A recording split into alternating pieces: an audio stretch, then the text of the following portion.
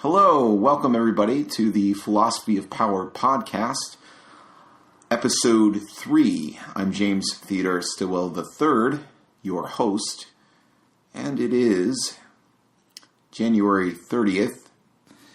Before we get into the meat of this program, I want to make a couple of announcements. One, we now have the Philosophy of Power podcast on YouTube.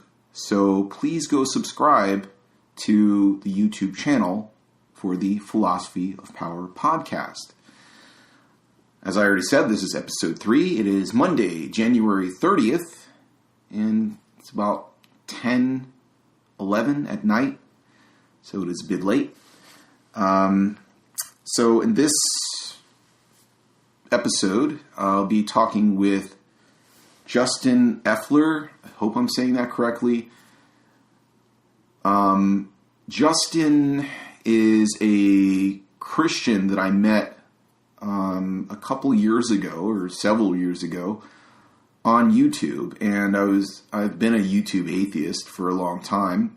Not of the lefty atheist persuasion, but as more of the Nietzschean kind of atheist. And I believe that I met him through probably comments section of some of my videos, my many videos that I have on my iTheist, that's I minus theist, YouTube channel. So if you can also subscribe to that one, where that channel is just basically focusing on philosophy. I don't really do a lot of videos on politics. So I've done some lectures and stuff on that channel. But the new channel, the Philosophy of Power podcast YouTube channel, go check that out. Subscribe to it. So, yes, Justin, me and him have probably debated back and forth in YouTube comments section of my videos for a while, and then he disappeared for a couple years, and he just finally resurfaced, and we started having a conversation about, can there be an objective morality even if God exists? And so you'll see that I state many of my reasons why I take the negative. I say no, that God, even if God exists, there is no such thing as objective morality. And so he and I are discussing this, and at first we're really just catching up on old times, but that's what this episode's about. It's really about us discussing topics that excite me, right, and him. And for those of you who know me, you know that I'm a philosopher, and that I've written a book on metaethics, and it's called Power-Nihilism, A Case for Moral and Political Nihilism. And so I argue against the position that Justin has. And so I articulate some of those objections, some of the arguments I have against his position in the conversation that you are about to listen to. So I just wanted to bring you up to speed on how this episode came to be, pretty much. And it was basically a fluke, just an accident. Ran into the guy on Facebook after a long time, after years, and we just started discussing. And I said, hey, we can discuss this a lot quicker in a verbal format, right, other than typing. So I get a lot of people on Facebook and YouTube who want to have long, drawn-out, complicated philosophical debates with me in the comments section. And there are usually more than one at a time. So I usually say, you know what, I don't do these long, drawn-out kinds of debates anymore, unless it's through audio, like Skype or phone or something like that, because it's time-consuming, and it seems like each commenter always thinks that they're the only one I'm addressing, and it just never seems to be the case. So this is kind of my way of saying, hey, let's get some things done and get it in a reasonable amount of time. Let's do it more efficiently. And I just find it more enjoyable this way as well, to discuss, debate, whatever you want to call it, in an audible format. So, a verbal format. So with that said, we'll go ahead and get to the interview. First, I want to say, this podcast, only episode 1 of this podcast is available on SoundCloud. That should change next month, so February. Probably after the 3rd sometime it should change, and I should have all the episodes uploaded. I have to open up a SoundCloud Pro account, and so that means I have to pay them $15 a month for them to give me enough minutes to upload all of those episodes. But in the meantime, you can find all the episodes on the new YouTube channel, which I've already mentioned, and you can find all of the episodes on TalkShoe and on my website, which is www.power-nihilism.education. So you can always go there and find links to both my YouTube channels and to my Facebook groups and everything else. So if you like, go and check it out. You can also read my book that I mentioned already on that website for free, or you can purchase it. And actually, I advise you not to purchase it until after February 5th, because that's around the time that I'll be releasing a newer, better version of it, and a little bit cheaper, I do believe, too. So, it's in hardcover edition right now. So, and then I plan on actually making it a ebook as well, which will be a lot cheaper, and you should be able to buy that directly from me. Just send me an email at power-nihilism@gmail.com and let me know you'd like to purchase a ebook edition, and I'll go ahead and make that happen. But that won't be until later. I'll announce when I'm ready to start selling ebooks again. All right. So with that said, let's. Do you want to do video? Oh no, video slows us down, man. Oh, okay. Yeah, it usually slows us down. So I just say the hell with video. Plus, I don't have a webcam on me right now, so I'm still working on that. All good. On this current. So, how have you been? I mean, I've been seeing news since I think you. Where was it in NorCal that you lived? I lived in Yuba City, Marysville, that area. Okay, for some reason I thought it was Tehachapi or something like that. No. Up past Bakersfield, but it's about 45 minutes north of Sacramento. I moved out here in 2012. I moved to New Hampshire. Is there any particular reason why New Hampshire? I mean, well, I just like less government for myself, anyways, and I like the fact that there's very few knife laws here, and I love knives. I have a huge collection of knives, and I have axes and stuff like that. And California is just insane with, over-regulation on everything. So even knives? Yeah, like you can't switchblades. You can't carry around anything more than a certain inch or so. I can't remember, but I got hassled. I got hassled a lot by cops and stuff for that, and I even had to pay a fine and all that jazz. So I saw that they were doing the Free State Project up here, which is where all these libertarians are moving here. And while I'm not libertarian, I do like less government. So I thought, well, what a great plan to move up here and get out of that. Plus California is highly populated, and here it's so sparsely populated. I think the biggest city here has probably 500,000 in it, maybe. Yeah. Maybe less than that. I'm not sure. But yeah, I've never been there, but I can imagine. So a lot of trees and some mountains and stuff, but nothing, no, not a lot of government is in comparison, anyways. Yeah, I'm sure that the laws there are a lot more. I don't know how to define that, but I want to say conservative. But at the same time, when I think conservative, I almost think like, that they don't want as much. But I guess in the traditional sense, more conservative in the sense of you can do more things. I think it depends on where you are. Like right now, I'm in Keene, so Keene is a college town, so you've got more liberals than, say, probably farther north.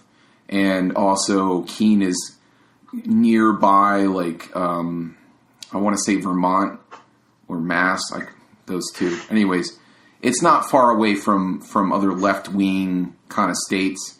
And so you get a lot of those people that come in here, too. We call them mass holes. Some of them we call them mass holes because they move here and they want to make New Hampshire like Massachusetts or, that area. So, so we get those like here because we're kind of like towards the outskirts, and we're in a kind of a college town. So you've got compared to California, it's definitely more conservative where I'm at, but it's not as far as if you take the rest of New Hampshire into consideration. Yeah. Yeah, I remember. I remember you were heading out west or east, I should say, during that time, and you went through a couple different states. I remember even seeing you in a couple videos hacking away with one of your axes at a poor old tree. Yeah, I went through hell trying to get here, man. I had to sell my computer and all that stuff, and I had to sell my camera and all that. It took me a while to get all that back, and for a while I was just making videos with just my iPad, and a lot of them you wouldn't even be able to tell, really. They were done relatively well considering they're just an iPad, but I went through some time where I was in dire straits and surviving. So doing good now, though. Doing better now, and I'm actually originally from the East Coast, anyway. So. Oh, okay. I was born. So you're familiar with that area? Yeah, I was born. I think I remember the first time I ever heard of you. I think you were talking to James White or something on like. Dr. James White, yeah. Yeah, I remember. I'm trying to remember what. Okay, so I was because obviously watched James White and stuff and Dividing Line. I don't think it was the Dividing Line at that time. Maybe it was. Was it? Yeah, it was. And then you called in or something, and you guys had a chat, and I'm like, I looked up your channel. I was like, let's interact with this guy. Yeah, I think that was back in 2011. Okay, so I really started getting interested in the whole comparative religion / lack thereof, or that whole scene back in 2010. That was when that happened, and I don't know, I think it was the year 2010 or 2011. And now it's 2017. Time flies. How old are you now? I'm 31. Oh, I'm a few years older than you. I'm like 36. 36. Yeah. Yep, I'm getting up there. Cool. Well, before getting into the whole subjective, objective morality and all that stuff, I'm kind of curious. I'd like to hear your personal journey to nihilism and the view that you basically uphold to, how it evolved or changed. Well, for people who will listen to this later, okay, nihilism is not, in the sense that we're using the term now, is not like some existential despair, angst. It is a meta-ethical position that has solely to do with meta-ethics and nothing at all to do with some LARPy teenager or something, right? Or somebody trying to be edgy. It's just purely a meta-ethical position, okay? But how I got into where I'm at now is, a really long story, but I grew up in a evangelical kind of, household. It was just my dad, and he was a Jesus people back in the 60s, and kind of like a charismatic, like speaking in tongues, that whole 9 yards. And so, I'm going to give you a brief summary. It would take me hours to, cover everything. And then, then I kind of, when he died, I kind of got involved in all kinds of things like drugs and I wouldn't say addiction too much, but more like exploring, right? When did he die? How old were you? Oh, I was like 15. Oh, dang, yeah, that's a tough year. And then, so I kind of bounced back between being in the state's care in New Jersey and in the care of my degenerate relatives who were all into drugs, most of them anyways. And then my aunt who came up out of a kind of a Calvinistic Dutch Reformed thing. So I kind of had a bunch of different influences. And, I was going through this crazy phase where I think I was, I was just experimenting with a lot of things. So I did a lot of things. I did acid. I, got involved in heroin for a while. I did coke. I did a lot of different things, man. And then I kind of got started to get curious towards my early 20s about other things like deep questions in life. What does it mean to exist? All these different things like why are we here? What is here? What are the basic fundamentals of reality? Different things. And then I got into I was going to church. I started going to church, and I was going to all these different churches. Like I was kind of hopping around, and somehow I ran into through one guy that I met at this church. We became good friends for years, and he introduced me to Ray Comfort. And then through that, I got introduced to Calvinism and through Reformed evangelists, and I started street preaching with Reformed evangelists, and then I went in 2010, and I started street preaching with Ray Comfort and Reformed evangelist who teaches at, I don't know if he still does, but he was teaching at his Ambassadors Academy, which is like where they pump out all of these street preachers. And I just thought I'd go... Can I cut you off for a second? Yeah, go ahead. Didn't you know Tony Miano? I mean, I had met him. I didn't know him. You know what I mean? Like, I had common friends in common, but I didn't know Tony. I met Tony when I went to the Ambassadors Academy. And, I thought, it's funny is that by the time I actually went, I thought that they were heretics, not like going to hell, but I was kind of an extreme Calvinist, so I thought like a lot of people were really like going to hell. I didn't necessarily. I thought they were heretical, but I didn't think they were going to hell. Like I thought Ray Comfort was mistaken. Funny because Tony Miano, he's like an extreme Calvinist. I mean, I'm a Calvinist. I'm Reformed. I'm pretty, quote unquote. I don't even like the label, to be honest with you, Calvinism, because there's like a lot's loaded. There's a lot of presuppositions and stereotypes, just like with any other type of label. But but he's like extreme. Like he's the type of nowadays, at least, he maybe was different then, but now he's more of a guy that's if you're Arminian, if you're a true Arminian, you're a man-centered preacher versus God-centered, and but he holds that most Arminians are inconsistent, which I would agree in some aspects, but that's another topic. But just a filler, because I don't know if you remember, but it's kind of funny. We kind of have like some crossing paths in a way, but obviously completely different journeys. But like I was agnostic. I never was atheist. I was agnostic. But I started questioning and asking and praying to God, and then God had Tony Miano approached me randomly out of the street at the mall in Santa Rita, and the rest is kind of history. But it's kind of funny to kind of cross paths a little bit. Yeah, and I've met a lot of people like yourself. I think a lot of people like yourself on YouTube, right? Because I went through my stage, where I was like, I went from open air preacher Christian to like open air atheist, which was that was the title of my YouTube channel.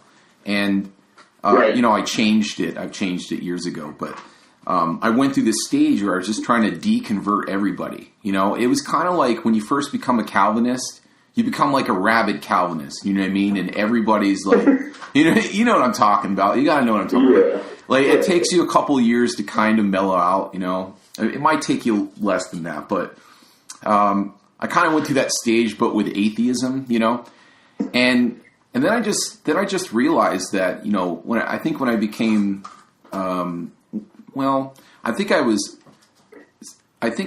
I was an atheist, I was always a nihilist, always metaethically a nihilist, but I didn't really know that term, right? And if you had asked me, I probably wouldn't. Actually, can you actually define that a little bit? I think I know what it means. So it just like metaphysics, but more ethics, but with. So it just means that there are no moral truths, no moral facts. Prescriptively speaking, right? Prescriptions are just, when you say that I ought to do something, morally, there's no sense and reason in it without. In other words, we don't believe in moral oughts. We believe in rational oughts. Like, if you want X, you ought to do Y, But we don't believe that oughts or imperatives have any kind of sense or reason outside of the context of punishment and reward. Okay, so basically it's a form of it's a form of moral skepticism. We don't believe in moral truths or facts or objective morality. So we may have our own subjective values that we prefer. Things we have our own collection of preferences. Strong preferences. I actually appreciate that, by the way, the straightforwardness of it, because, I talk to a lot. I actually do have a lot of atheist friends, such a lot of atheists who are actually very intelligent, by the way. They're not like stupid atheists or something like that. Not that I want to, put that pressure on people whether they're stupid or intelligent, but like we can hold conversations. But a majority of them would hold to objective right and wrong, but I don't really I know, and I understand that you believe that even with God that you don't see something objective, but I don't see, I don't see that there is right or wrong. I just think there's like a neutral, like it's just neither right nor wrong. It's just preference. Well, it kind of we gotta, I wrote an entire book on this because it is a kind of a vast subject, right? So the first thing I do in the book is start by defining terms, right? Because that's really important. If you don't define terms, like what do you mean by right and wrong, for example, then you're not going to know. And you have to get into kind of the theories of what moral terms and sentences mean. And what I would say is that most of the time, particularly when you're talking to non-believers, moral terms and sentences are emotive. So, and I can prove this too. You could pick anybody. And I could just ask them, why is X wrong? It could be anything. It could be like kicking puppies for fun, or whipping kids with belts or something. I mean, just pick any kind of thing that you think is wrong. And I could say, well, why is that wrong, right? And it'll either come down. It'll always come down to, once you peel enough layers and you ask enough questions, well, I don't like that. I mean, that's what it always comes down to. Or in a theistic perspective, God doesn't like that. So it always comes down to the non-cognitive. It doesn't come down to a belief. It comes down to a feeling, right? And that's what Hume got into. Is Hume thought, as I do, that morality is based on sentiment, not reason, right? So it's based on these I don't like that's, right? And that's why... Yeah, I would agree with you and disagree with you. I have no idea what that means, but all right. I know it sounds like a contradiction because I personally myself, like for example, I'm looking at my cat right now. I love my two cats, right? Yeah. But obviously, if my cat were in pain or suffering or what have you, I would I would say it's wrong. From an emotive standpoint, I could see myself dictating some right or wrong off of an emotion, given the circumstance, right? But in the same sense, you could still logically, or at least psychologically, apart from emotions, can say something is wrong because of something that's not emotional. Obviously, we could get into that, but you could give me you could give me a single example of what you mean, because usually what we mean by that is then we're no longer using moral terms and sentences in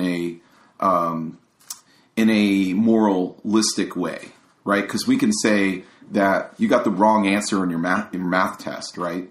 Which is what people like Sam Harris will do. They'll equivocate between morally good and good moves in chess, for example, right? What is strategically good, right? And obviously there's a clear difference, because we can say that's a good team, or we can say, well, that was, we can hope there are more. That was a good meal.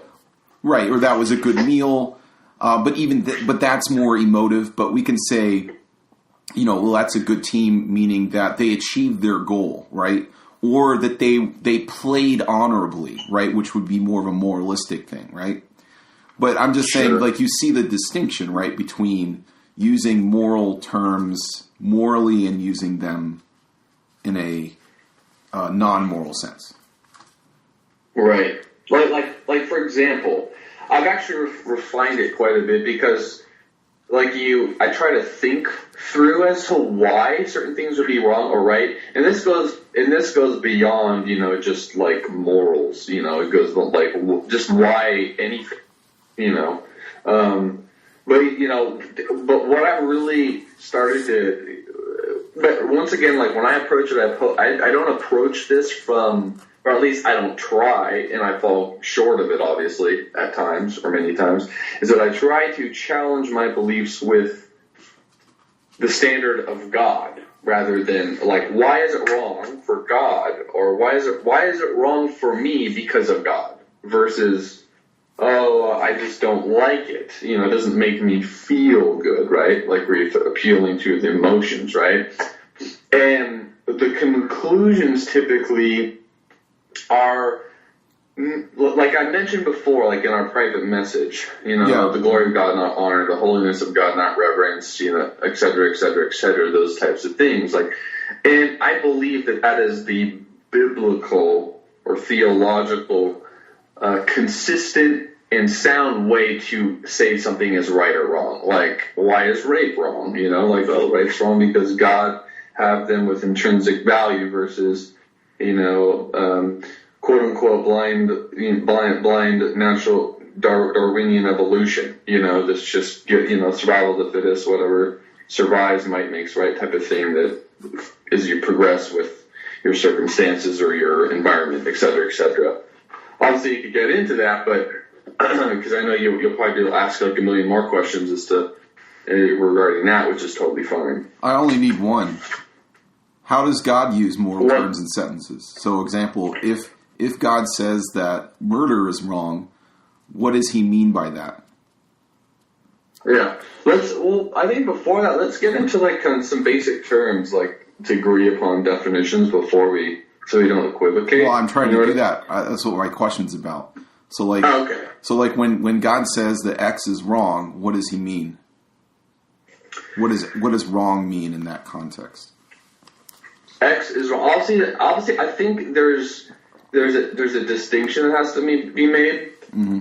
For example, there is I guess you could say a command / circumstantial sin or wrong, and then there is a wrong just given the fact that it's always wrong because it goes against God's will, it goes against who God is in his nature.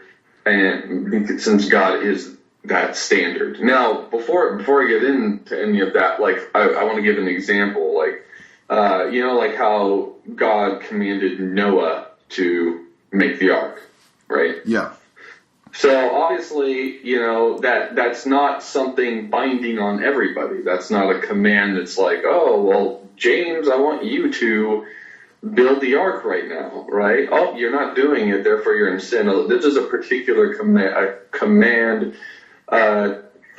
in a particular circumstance that if Noah did not build the ark, he would be sinning against God and being disobedient. But it's not also commanding on everyone else. So if Noah didn't build the ark and God said that was wrong, right, for him to disobey, then what you're saying is, by saying that God says that X is wrong because it goes against his will, what you're saying is that God says that X is wrong because he doesn't like that, right? Because a will is a desire for you to do something.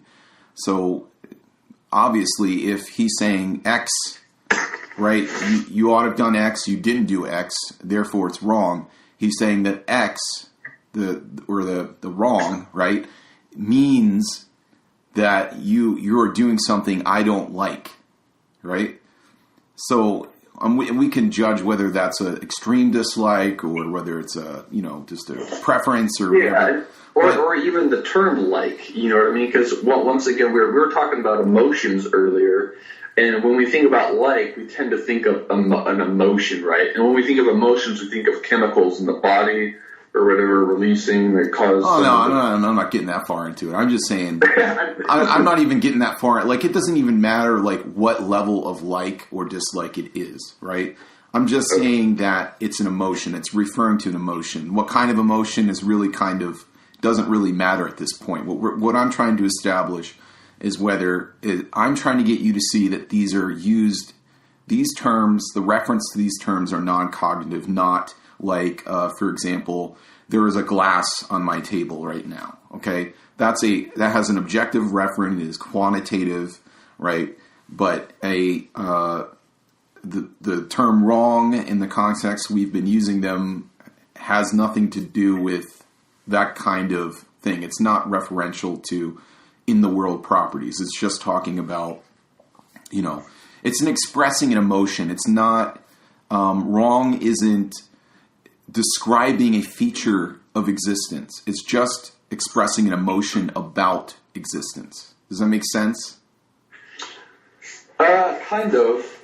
And I would ask, okay, so where do you disagree with that or agree with it or whatever? I wouldn't say. I guess I don't fully comprehend it exactly, or at least see it from your point of view. Okay, well, here, let me help you. So I'll give you a quick analogy. So an atheist can say that, for example, you'll hear a lot of atheists argue that, like Sam Harris or I'm trying to think of, people like, the whole less harm thing that they go with. So right. X is wrong because it causes harm. It causes unnecessary harm, right? Now, we can scientifically quantitatively show that X causes harm. But we can't show the wrongness of harm. Do you see the difference? We can show that X causes harm or that X causes human flourishing. All that is scientific, but we can't show the wrongness or rightness of X. I agree. And by saying that X, which is human flourishing, is good, we're just expressing an emotion about the factual flourishing of human beings, right? Sure. So I talked about this in chapter 2 of my book, but I give like other analogies. But basically that's it, right? We can show that kicking puppies for fun causes harm, but we can't show its wrongness. There's a difference between wrongness and facts, right? Facts like external facts. Okay, so really quickly, if I can interject here, interrupt you just a little bit. So. Okay, so I follow you there, and I agree with you, or at least in your particular worldview. And you don't have to now. Here. Well, let me just before you continue, let me just state this: you don't have to give up Christianity to hold my meta-ethical view. Like, have you ever heard of? I'm trying to remember his name. He's a friend of Side 10 Brewgate's. What the hell is his name? It's been a while. Oh, Dustin Segers. Okay. I don't know who he is. You don't know who Dustin Segers is? I'm totally surprised. But anyways, Dustin Segers is a kind of, he's apologist, and he uses a lot of the presupposition. He was using a lot of the presuppositional arguments. But me and him have had numerous conversations about this subject, and he concedes. He says, okay, I'm a nihilist Christian, right? I agree that God's morality is subjective, and that it's enforced by his power. That would be the only binding thing about it is, if you don't want consequence B, you ought not commit, action C, right? So it's kind of consequentialist in that respect. I do believe there is a consequentialist view of God. Like, for example, I do believe that disobedience to God is wrong, whether that's subjective or objective. So I would agree with it in the sense of, if, obviously, hypothetically, for the sake of our conversation, if God were to exist, particularly the Christian brand, disobedience to him would be wrong, whether it's subjective or objective. Regardless, it's a sin. You would mean wrong in what sense? Wrong that you would face a undesirable consequence, or? I would say particularly because of his might, which you're trying to argue, and because of his holiness, because that would be a disregard for his holiness or purity or perfection. It would be like a demoralizing or disrespect of the status of God, which I think that you would be agreeing upon in the sense of might makes right type of subjective, like I have the upper hand, so you need to be obedient to me because I have the upper hand. Well, of course I agree with that aspect. I guess what I'm saying, like when you say perfection and holiness, like I automatically think that is talking about something that is qualitative, that is emotive, right? Perfect by whose standards, right?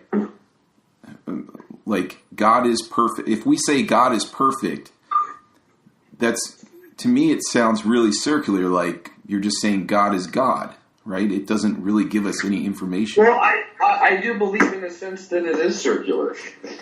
Okay, but then it's a failure to elucidate. Then you're not giving us any information, so we can't really, doesn't really tell us any. Like, William Lane Craig's moral argument, right? He has this moral argument that he puts out, and he basically defines goodness as God. Well, then that doesn't really tell us anything. It's like, it doesn't tell us what goodness is really.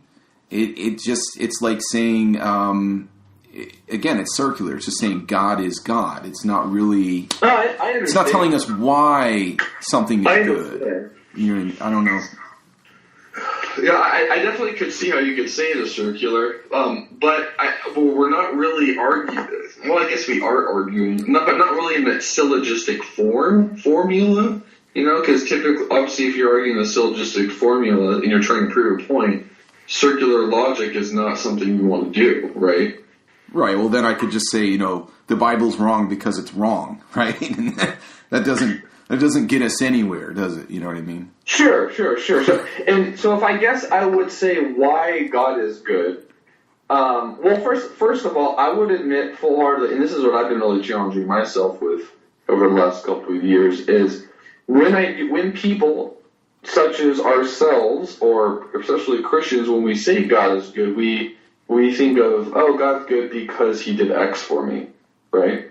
Right. So, God, but I've been really trying to myself, well, why is God? God's good because of his nature, not because of actions necessarily that he's done, even though those actions would be good because it reflects who he is. And I can understand where you can think, that sounds circular, but when it's all said and done, if you say God's action A was good, right, because it caused consequence B, then that's not really circular. You're telling us why and everything. And it just means that term good in that context is actually a non-cognitive expression. You're saying, I like the consequence of God's action in my life. So you're calling that good because of that desired consequence, right? Yeah. But when you say that God is holy and just, and then when I ask you what holy and just is, and then you basically go down this list that basically at the end of the day just means God is God. You know, it doesn't tell me what God is or what just is or holiness is good. It just, you know, they're just all synonymous with one another, and it's. and here's the thing.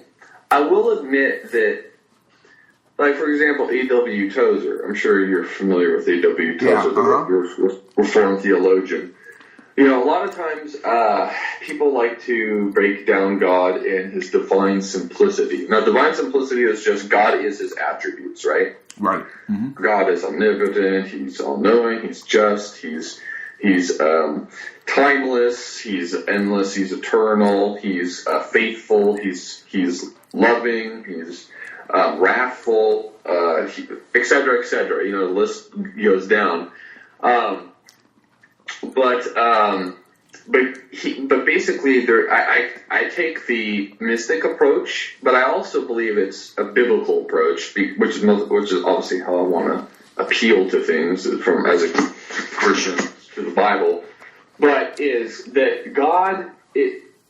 We can only understand God in so much as He's revealed Himself, right? So, for example, in general revelation, such as the universe, you can kind of understand Him, like how Paul talks about in Romans 1 with His eternal power and divine nature. You can kind of see the fingerprints of the majesty and eternality and the strength and mighty power of God through the vastness of the universe and the telos of how our world is placed, particularly in the cold, vast universe that basically hints at no life anywhere other than where we're at. But anyway, like there's general revelation, then obviously there's a special revelation through Scripture and how God has revealed Himself, you know, in that form. But what I mean by the mystic approach is that we can only understand what He's shown us, right?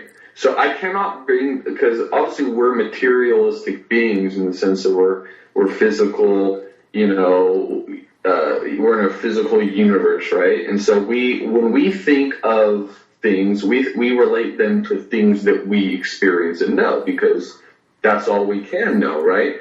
And so when we think of God, we can only really try to rationalize with things of this world or universe, right? And right.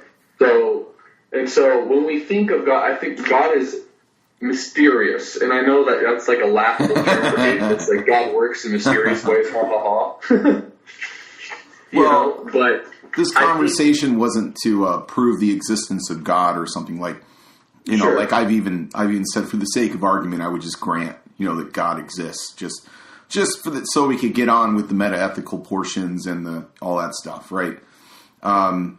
Because I think that's irrelevant to whether that, because I can grant God exists and that He has all of these attributes that you just named, but then I can say, how do you derive oughts from these facts, right? How do you logically deduce oughts, prescriptions from these facts, from these collection of facts, right? Any more than a rock or a swimming pool. Like, I understand that you think like these things are great, but that's a subjective feeling that you have, right? And so how do you derive some sort of obligation from that? That's what I'm saying. Some sort of to be doneness, right? To be what? To be doneness from those facts. Wait, doneness or dumbness? To be doneness. To be doneness. Okay. In other words, so if God says thou shalt not kill, other than just trying to avoid undesirable consequences, why ought someone not kill? Why ought someone not murder, for example, if you want to... You know, see, these questions are very fascinating, and I do believe that there are different answers for each particular scenario. Like, they're not all, like, the same answer. Do you know what I mean? Well, I can give you... Why is rape wrong, or why is killing wrong, or murdering wrong? Why is this particular thing right? I think it really depends on the context in which it's in. Okay, so I'm on my way to the store tonight, and I've had like 30 beers, and I figured, you know what, I'm just going to go shoot up Walmart. So I go down to Walmart, and I take out my my rifle and I just start shooting people just because I'm angry and I just feel like doing it. You know what I mean? Why not? So how would I be wrong in that sense? Why ought I not get drunk and shoot up Walmart?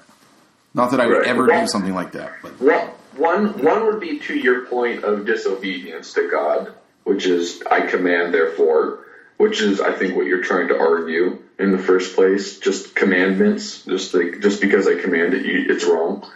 And then another would have to be because... Wait a minute. I mean, before we can't just jump over that big assertion and then, it would be lovely if I could grant you that free miracle, but I can't do that if we're going to go anywhere. Like, I have to stop you there and ask you, from his command, from the fact of his command, why ought I listen to it? Other than, avoiding consequence.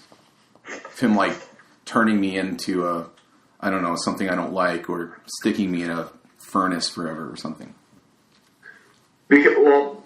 I think it would be in violation of the greatest commandment, which should be to love God and love others. Right, but why? What is it about? What is it about his commandments that issue forth some sort of to be doneness, that something ought be done? What is it?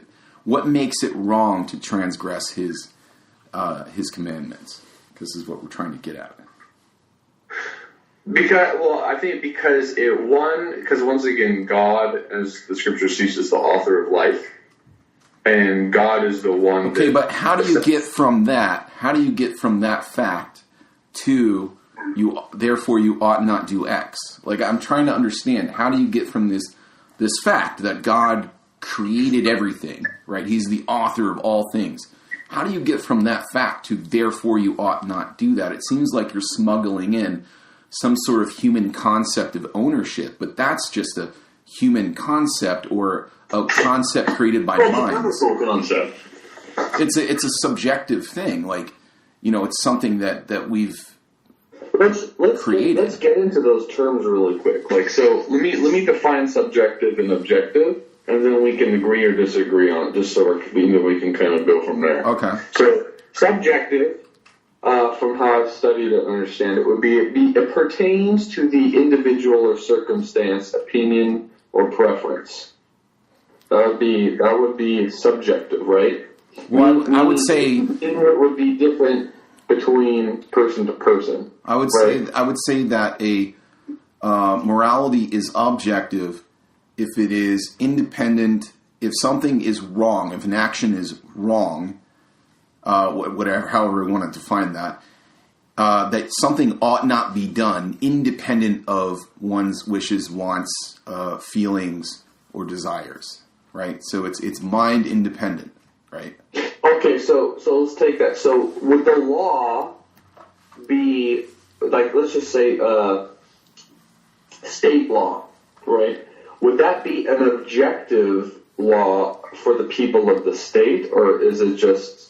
No, obviously not. It is subjective. It's something that, if we're talking about the physical paper with letters on it, then of course that's objective. But if we're talking about the prescriptive law, of course that's subjective. That's something that some humans came up with and said, well, you ought do this, right?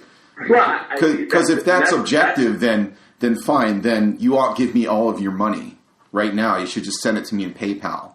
If that's subjective, then me and my neighbors just got together and we all voted that you should give me all of your money, send me your car, all that stuff. You know what I mean? That's obviously subjective, right? So what I'm saying is how does, I guess what I encounter a lot with Christians is the fallacy of special pleading, right?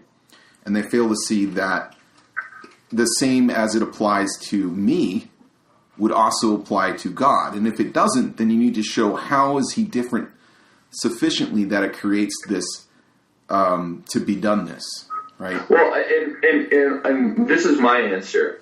So when it comes to the human subjectivity, such as arbitrary laws or feelings or tastes, right? We are, each individual, this is what it applies to. But with God being eternal And since the law comes from within himself, it's something that's always existed, so it's never made, right? Then it supersedes everyone as far as it's the prescription, and it is the way in which it's been designed through objective purpose for all of mankind. Okay, what is it? Oh, hold on. There's a lot in there we need to unravel if we're going to get sure. Anywhere. So, I mean, I'm really just trying to understand. So, first, an objective purpose seems really oxymoronic to me, because purposes, as far as I am aware of in my study of metaethics, are always subjective. And then, so why are they subjective? Well, because they're a desired outcome, right? They're a subjective desire. So I have a goal that I ought not die, therefore I ought eat, right? So oughts are derived from these value premises, these goals, these purposes, right? So from these, I'm able to derive a bunch of oughts, right? We're not bridging the is-ought gap, because we're not deriving values from facts. We're deriving values from values. So, or we're deriving prescriptions from values, I should say. But if a way, like the term ought, it would also be understood as should, right? Like, well, yeah, there's other ways you can say it. But it's synonymous, right? So ought is like should. Yeah. Like, right, well, should and ought are a term that would be understood with a purpose. It can be used quantitatively, like, if I turn this key, the car should start. Like, I'm not saying that it ought to start and that it's immoral if it doesn't. I'm just saying that given the regularity of how this machine functions and how it's designed to function, it would be reasonable if it started when I turn this key, right? It's a mechanical should, whereas there's like another kind of should that we're kind of getting. I follow. Okay. Because I've actually had secular ethicists try to equivocate between those two. Like they will try anything. They're slimy little fingers and try to weasel their way and anything to cling on to this term objective morality, right? Anything, because it's also a psychological struggle to really come to the fact that ultimately there's no right or wrong, right? It's a huge psychological struggle for people to be able to accept that, because it's like, yeah, and even that's why a lot of people even believe in the afterlife too, is because it's the concept and the emotional struggle of this is it, this is the end. You know what I mean? So people try to think of things such as, oh, well, they're in a better place or something like that, because of the psychological struggle behind knowing that there would be no right or wrong or purpose even. Obviously you create your own purpose given, an atheistic mindset in the world. You create it for yourself. Right. Well, if you're that kind of, like if you have that kind of mindset, that kind of psychological condition to where you are that kind of weak person that you literally cannot fathom a life where your purpose and your meaning and your morals are not dictated to you by some external source, then yeah, I would say that can be an internal crisis and is for a lot of people. And so they will cling on to anything. But it's also about power too, because power is if you can convince a bunch of masses that, the masses that your opinions and your preferences are, quote, superior and objective, right? Then if you can elevate it to like science or something, right? Or at least convince people that it's on that kind of, plateau, then you can control people, right? You can control behaviors. And that's ultimately what morality is about. It's about controlling people. It's about power. Well, same thing with politics. I think that's it. Even if I were hypothetically an atheist, that like as far as a preference goes, I'm not saying it is right or wrong, but that is only really a way to have it livable. Because if everyone had the mind, and I'm not saying you have this mindset, you live by this mindset, but everyone would be like, hey, well, I'm going to will whatever I want to will. I'm going to kill people. I'm going to steal. I'm going to do whatever the heck I want. And if everybody held that mindset, it would just chaos would ensue. And, I don't imagine the chaos. Yeah, I don't think that in a world without morality, people would just start, or belief in morality, that people would just start willy-nilly doing whatever the hell they want. In the absence of morality and restrictions, like, consequences, then yeah, I could see that. But we don't live in that world. We live in a world of consequences. We live in a world that if I do X, I'll get, Z. And I may not like Z, so I'm not going to do that, right? That's not my preference, right? If I piss off enough people, they might form a mob and come get me at some point, right? So I don't think that that's really... But anyways, that doesn't even matter, because that would be an appeal to consequence, right? So it doesn't matter whether that would be the case or not. It doesn't make morality, suddenly pop into existence. Can I ask you something? Yeah. On this topic? Mm-hmm. So obviously you're very in favor of, with or without God, there is no objective right or wrong. Right, depending on how you define that. Right. Mm-hmm. Yeah, what would be, or is it even conceivable to you, or coherent even, for objective morals to even possibly exist? And if so, what could that be?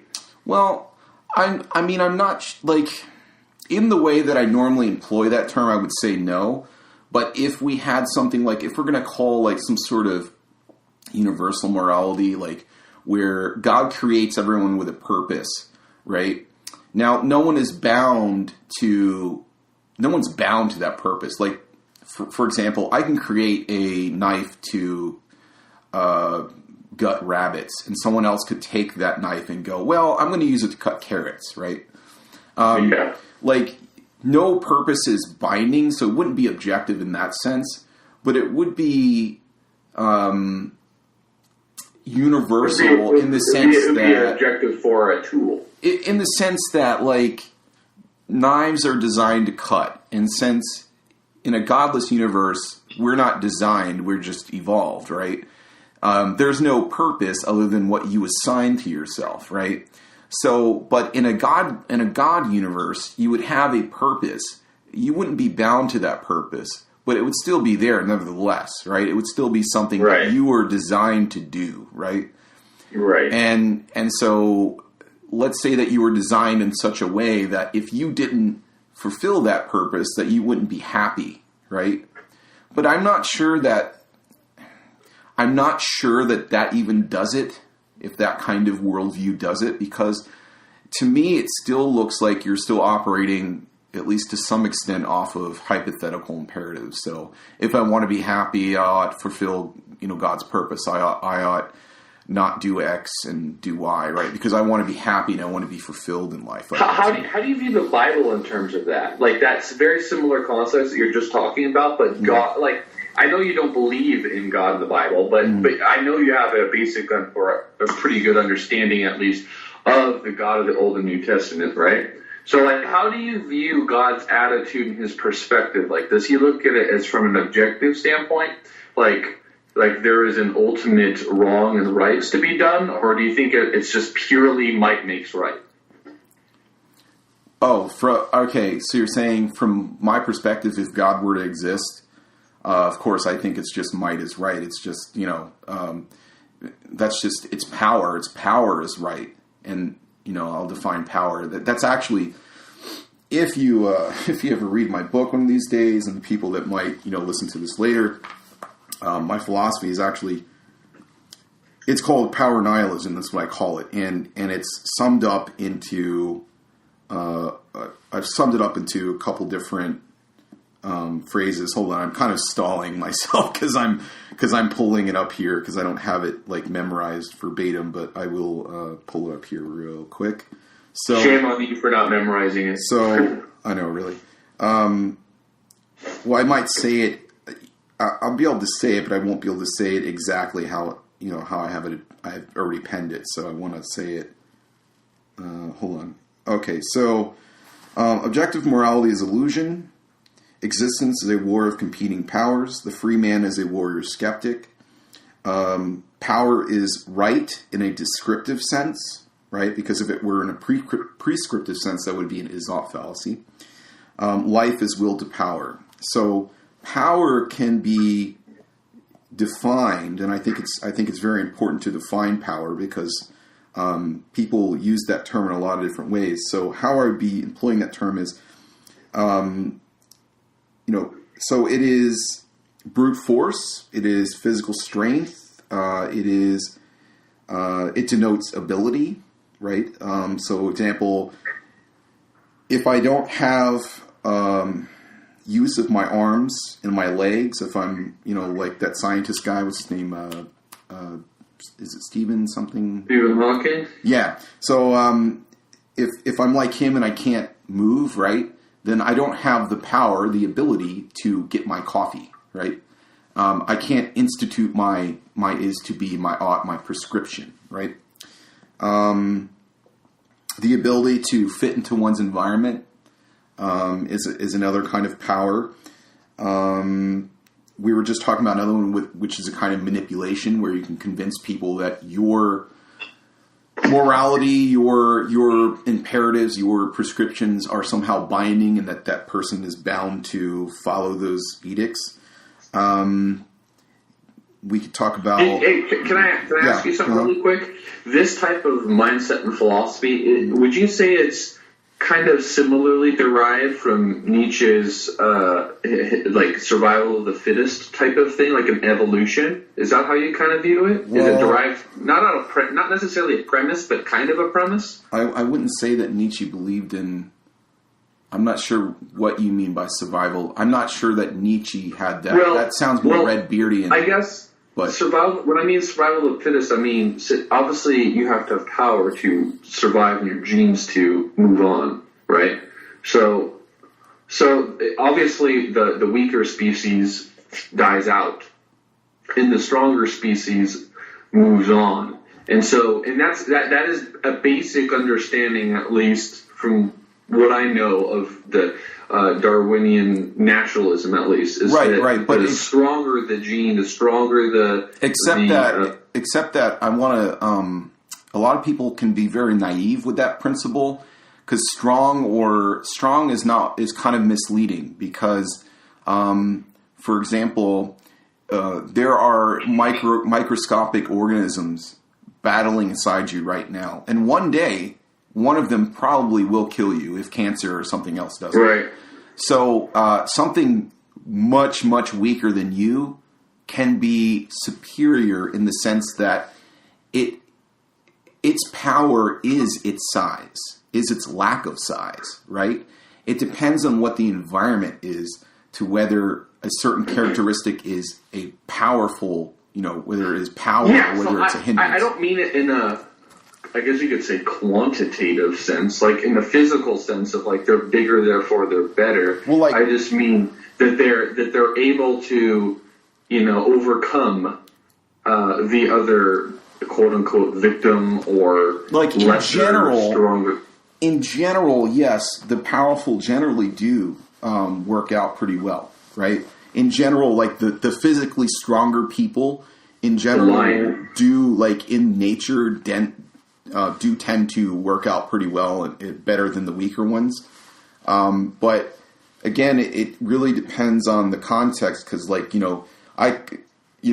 you could stick a fish on land and he's going to die. He's not going to make it, and you could stick a human in the ocean and, well, he's inferior in the ocean, right? So it's really the context that in the environment that makes something inferior, or there's no right. But either sense, it's relative, is what I'm trying to say. It's one is stronger than the other, given the particular in the environment that it adapted to fit into, and that's actually the way natural selection works. Then that is a kind of power, if you will, right? I guess I just don't want people to get caught up in a very a definition of power that is not broad enough, right? kind of like a naive kind of power. Well, I mean, yeah, it's longer than like a 1 or 2 sentence understanding. Obviously, and I understand it, and it clearly depends. But ultimately, when it does come down to it, the stronger survive. And obviously, in general, you want to live, and adopting that philosophy of I want to, spread my genes or just move on and become stronger would be your perspective of good. Subjectively, I mean, more power is subjectively good, but I don't think anybody would disagree with me on that. Well, no, that's not true. I would say that a lot of people wouldn't, but I would say even the people that pretend to, that think they do, actually don't really, in some ways. And what I mean by that, people are nihilists, and they don't even realize it. There's a lot of Christian nihilism. For example, I'm going to pray to God for a raise. I'm going to pray to God for, I don't know, if you can just think of options where it's like basically God's your personal genie. It's like it's really God is your servant rather than you submitting to God. There's even Christian nihilists in that perspective. Yeah, like a man-centered, anthropocentric theology where God is responsive in soteriology, and so he's like your bitch mate, and he comes when you're ready. He calls you. It's not like in Calvinism where actually the only reason why you are able to repent is because he's done something in you first. He's given you, taken away your stony heart and given you a heart of flesh, right? He's made you spiritually alive. That's something you couldn't do by just saying a prayer. Like the reason why you're saying a prayer is because he made you spiritually alive. Or it's because you're a fake, right? You're just trying to get something. So I'm talking as a Christian right now, like from that perspective, right? Obviously, right. I don't believe that, but I'm saying like from that perspective, like I understand that perspective, of how they think, right? But if you read the introduction to my book, there's a guy who went through that. He went from an Arminian kind of free will theology to a Calvinist theology. And then he came out of that to where I'm at, and he ended up writing the foreword to my book, right? And, I think you would really benefit from reading his account of his deconversion, his thought process, because he goes into some of that in his thought processes as he's lying in bed and thinking about some really deep questions. Like, he was having a crisis of faith, and he was realizing, well, if I'm having a crisis of faith and God has control of everything, then if Satan is tempting me, right, then God's allowing it. And not only that, but he's foreordained this to happen, right? So even if I don't believe because I was never regenerated, but I was never regenerated because I wasn't chosen before the foundations of the world. And then he realized that all of creation was created to glorify God. Well, if I were to say that about myself, I would be called an egotist, right? I would be called someone who's full of myself, a tyrant even. But somehow when it's God, it's not. And what I would say is that that's an effect of bad conscience, that Christianity has taught people to feel bad about their own success and feel bad about their own power and only feel good about this other mind called God and his power. And that's part of the reason why we would call Christianity and religions like it a slave religion, because theism in general is a slave mentality, because you have this ego in this guy, and only his ego is allowed to be gratified, and you must subjugate yourself to that will. And if anybody else were to be like that, well, then that's just jacked up, right? Can I interject really quick? Yeah. Mm-hmm. Because here's even an interesting concept too, like the term ego, right? Mm-hmm. I don't have the dictionary in front of me, but basically it is like a perspective or belief about yourself that is either not true or beyond oneself. And so that's why when people dislike like an arrogant or an egotistic person, I find that very interesting because it's because I believe intrinsically, I know you would disagree with this, right? But it's a natural tendency in many ways to dislike someone because people don't feel like they're worthy or they shouldn't be in that position. I use the word shouldn't, but obviously people aren't saying it, but I believe that God is in that position to be able to have right. And I would say it's because he created everything, so he gets to take credit for that, right?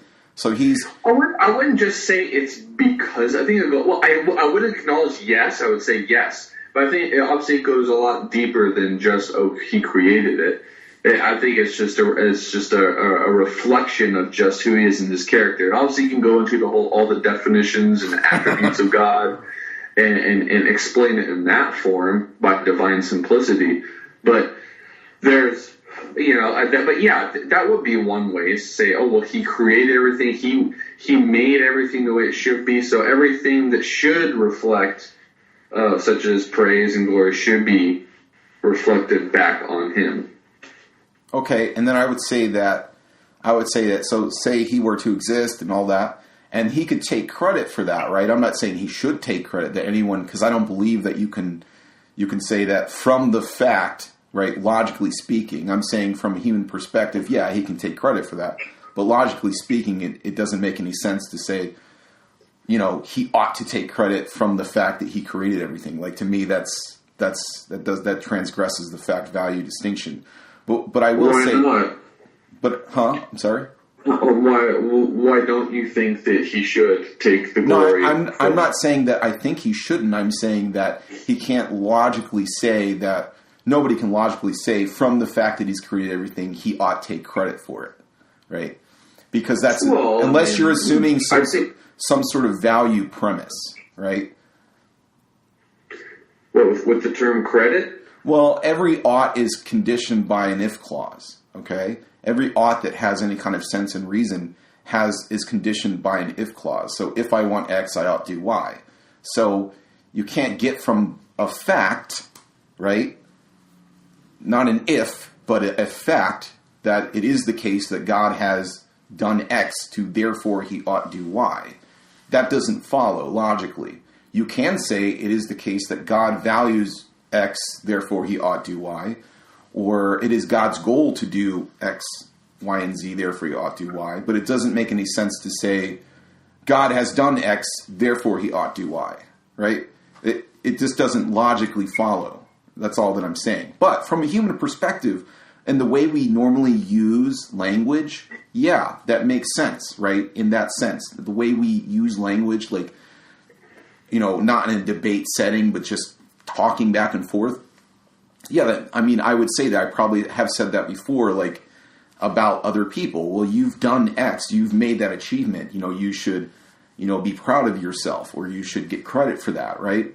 We all say things like this and just normal everyday. But doesn't that follow logically, though? That no. If you get credit first, if you do something, you should get credit for No, that's a human convention. Whatever. It's just a human convention. It's just something we made up. You can't logically derive from the fact that someone created the automobile to therefore they all get credit for that. It just doesn't follow.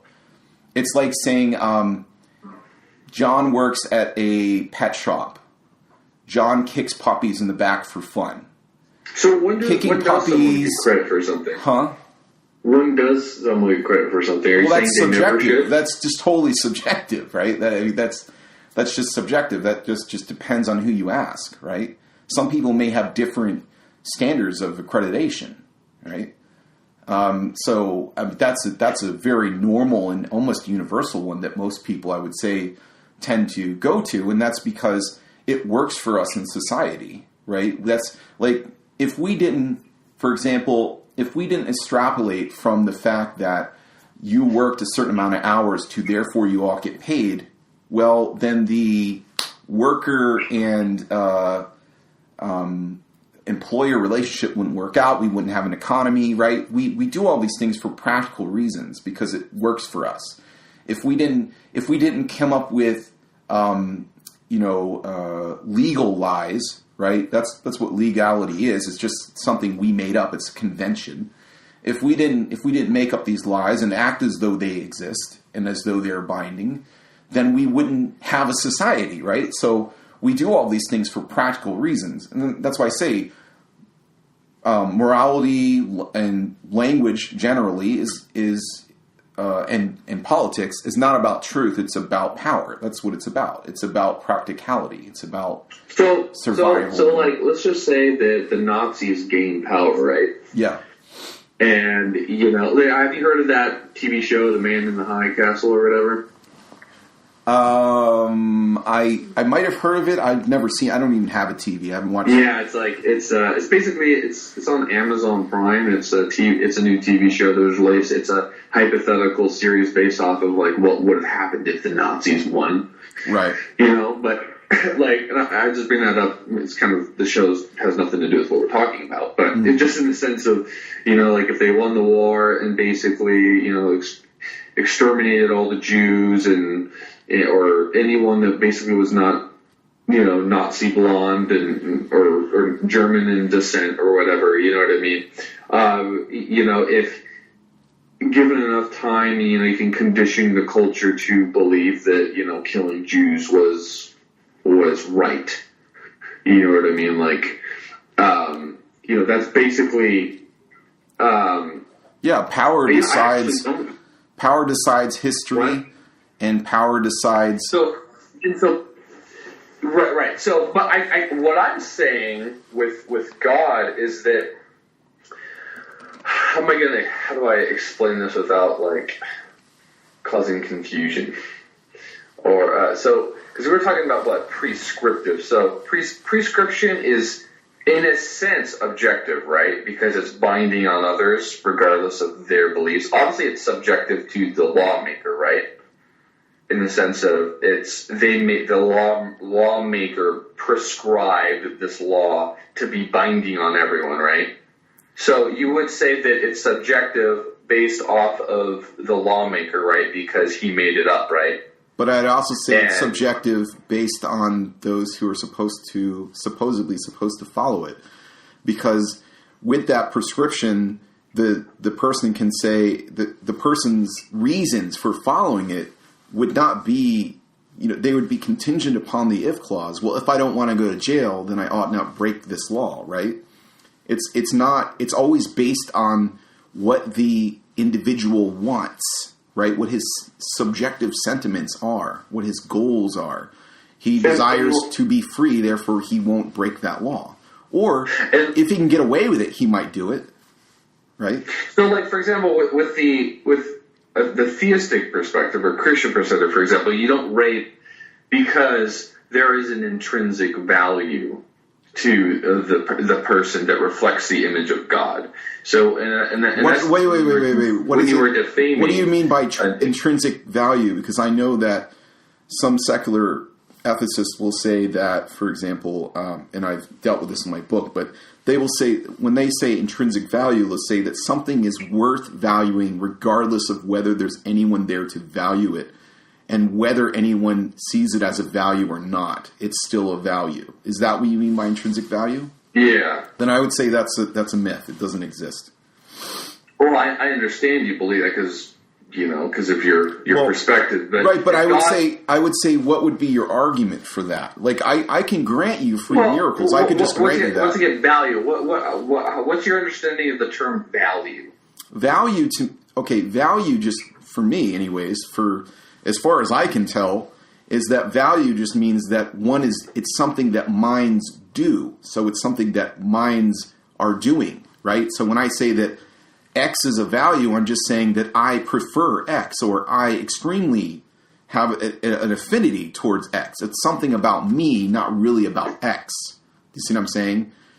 It's really non-cognitive. It's just saying X is a value is saying something about myself. Because it doesn't make sense to say that anything is a value if there's no one there. What a value in what context? What does that even mean? Like, what does it mean? You know what I mean? I think it comes back down to the when it comes back to purpose and its reflection upon God. Okay. Hey, my wife got home, so I got you. Okay. I gotta get going though. All right. We can continue this though. Yeah, we could do a part 2 or something. You know. Sure. But it was a good talk. You know. Yeah. I love it when I can actually talk to people without arguing. Like have people get upset. You know. Because, I'm not upset. I do this all the time. Oh, I know you're not. I'm just saying, like this stereotype is, you know, fighting. That's a stereotype. No. I may not just let you get away with free miracles, because I know once you do that, you're able to build off of it and then get up to all these things. And I'm like, well, but it's on false foundations, you know. So I have to stop you in order to get you to justify the claim you just made, so that we can then go from there if you can justify it, right? You see what I'm saying? Like, it doesn't make any sense if I just give people free miracles and then they're just able to build on that. You know what I mean? Like, I could grant you that for the sake of... We'll continue this at another time. I gotta go pick up dinner real quick. So. I got you. All right. Well... Yeah, good catching up after all these years. I'll send you a link when this is published, all right? Okay. All right. Sounds good. All right. All right, Bye-bye. All right. I hope you enjoyed that little discussion. So... Eventually, I would like to do a live program. So I'd like to start doing live episodes on YouTube. And as far as I understand, it seems like I have to pay for an encoder service, like a monthly thing to make that happen. And then also to get this... podcast onto SoundCloud, I'm gonna have to pay like for the pro service, which is like $15 a month, something like that, because they don't give you enough airtime or minutes or whatever you want to call it on their platform with just the free account. So as it stands right now on SoundCloud, we only have episode 1 on, because I went to upload episode 2, and they're like, well, you only have an hour and something minutes left. And the episode in question, episode 2, was like 2 hours and something minutes. So they weren't gonna let me do that. So that means I've got to open up a pro account to make that happen. Now, so I'm going to be shelling out money, and I could use your support. If you enjoy, this conversation, if you want to see us go live and maybe take your calls and stuff like that, then how about throwing me some shekels? That would be awesome. Just throw me a few bucks, man. Just go over to www.power-nihilism.education, and you'll see a donate button, and donate some money through PayPal. Just a few bucks will help, man. And I'm not asking for a lot, just like if a couple of you donated a few bucks, that would help me out, help me get started, and maybe we can take this live. I also need a webcam to make this live, to make live shows. So I don't have one on this current device that I'm using on my main desktop computer here. So I could use some help there. So if you guys have any ideas, or whatever, you want to throw me some shekels for that, I appreciate it. I'm going to try to do as much of this on my own as possible, fork over the dough on my own to make all this happen. But I could use some help, and I'd like to see this program, I'd like to see this program expand, and I'd like to see it just become more quality as time goes on. So, yes. So if we can do that, that would be great. And actually, the My PayPal email is openairatheist@gmail.com if you want to do it that way. That would be great. But yeah, I'd like to do that, and I'd like to do live shows and cover current events. So we could cover what's going on with Trump, or what's going on with SJWs and the protests and the feminists and whatever subjects you want to tackle. I'd like to be able to do that. It's kind of hard to do that when you're not live, right?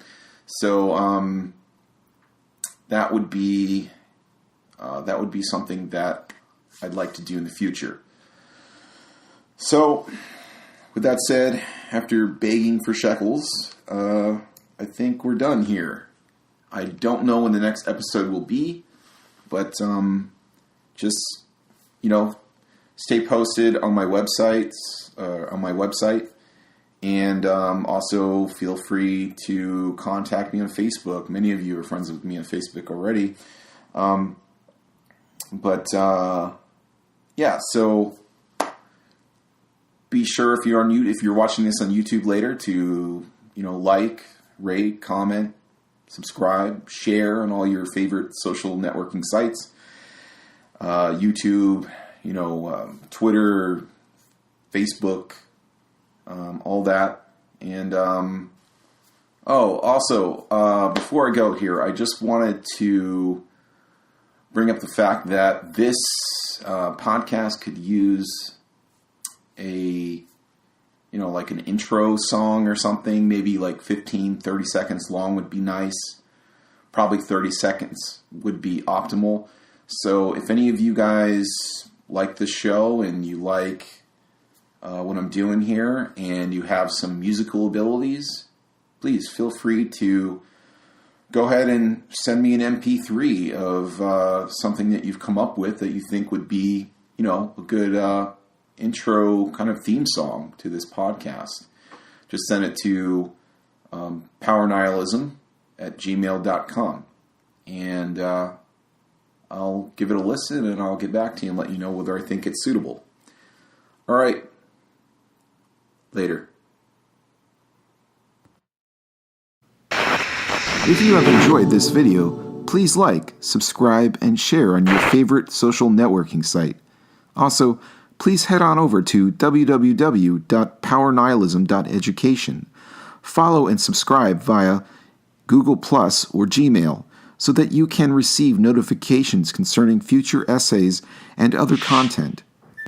On my site, you also have the ability to read my book concerning metaethics for free and or purchase the hardcover edition. Thanks, and stay tuned.